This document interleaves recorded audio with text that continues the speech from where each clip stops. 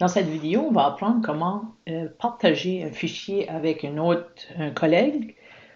Puis, on va apprendre aussi comment enlever le droit de ce fichier à un collègue si jamais on veut ne plus le partager. Ça fait qu'on va commencer par aller sur Internet. J'utilise Chrome, mais vous pouvez utiliser Edge. Je vais sur office.com. Moi, je l'ai dans mes favoris. Donc, en cliquant sur office.com, moi, j'entre automatiquement parce que j'avais choisi de rester connecté. Et puis, si ce n'est pas le cas pour vous, vous entrez votre mot de passe, votre code d'utilisateur et votre mot de passe. On va par la suite sur OneDrive. Je vais choisir un fichier quelconque pour partager. Donc, je vais aller sur Office 365. Puis, en passant ici, là, je reviens au début. Ceci, c'est mes fichiers qui sont sur OneDrive. Ceci, ce sont les fichiers qui sont partagés avec moi, toutes les teams. Ça fait que toutes les équipes dont je fais partie, ça, c'est les fichiers qui sont partagés avec moi.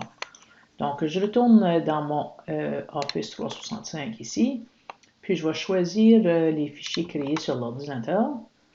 Je vais prendre celui-ci, puis je vais décider de partager ce fichier ici.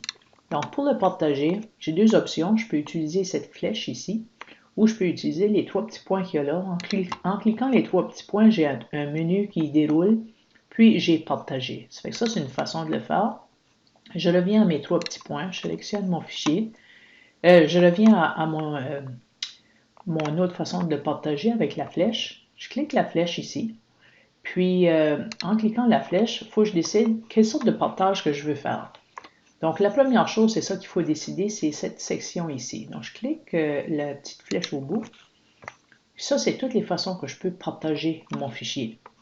Moi, je veux choisir de partager mon fichier avec des personnes spécifiques.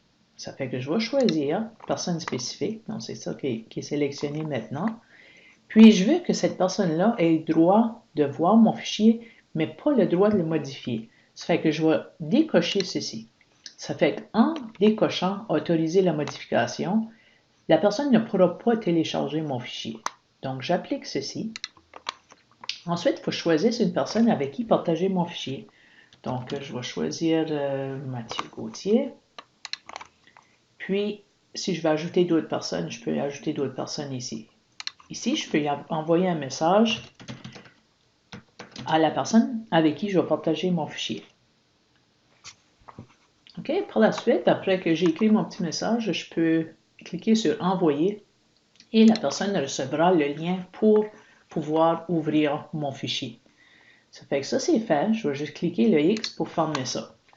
Maintenant, si jamais je veux savoir avec qui j'ai partagé un certain fichier ou qui a droit de voir mon fichier, je peux aller juste sur la petite flèche partage ici, puis ensuite sur la petite fenêtre qui s'ouvre, je peux cliquer sur afficher les détails. En affichant les détails, je peux voir ici qui a accès à mon fichier. Donc, bon, ici, Martin Leblanc, c'est un gestionnaire au ministère de l'Éducation. Donc, lui a accès à tous nos fichiers. Puis, c'est grâce à lui, si jamais on perd quelque chose, lui pourra les retrouver. OK, donc, on a Martin Leblanc ici, Martin Leblanc là, c'est la même personne.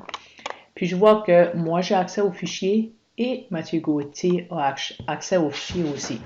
Ça fait que ce que je vais faire maintenant, je vais gérer l'accès. Si je voulais enlever l'accès à Mathieu, par exemple, je ne peux pas l'enlever à Martin parce qu'il est au ministère et c'est lui qui est le gestionnaire de tout de notre OneDrive.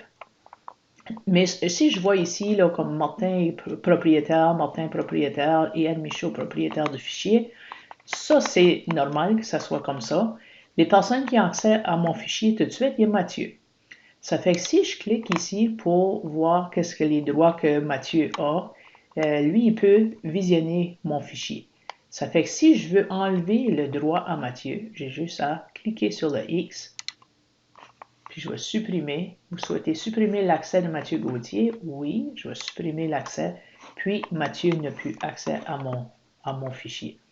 Ça fait que là, je peux fermer ça. Puis, comme je dis, on pointe juste ici, sur la petite flèche, afficher les détails, puis on peut voir qui a accès. La mise à jour, c'est pas fait, là, mais j'ai enlevé l'accès à Mathieu. OK, j'ai juste cliqué sur un autre fichier à côté et je suis revenu sur mon fichier et je peux voir que Mathieu n'a plus accès au fichier.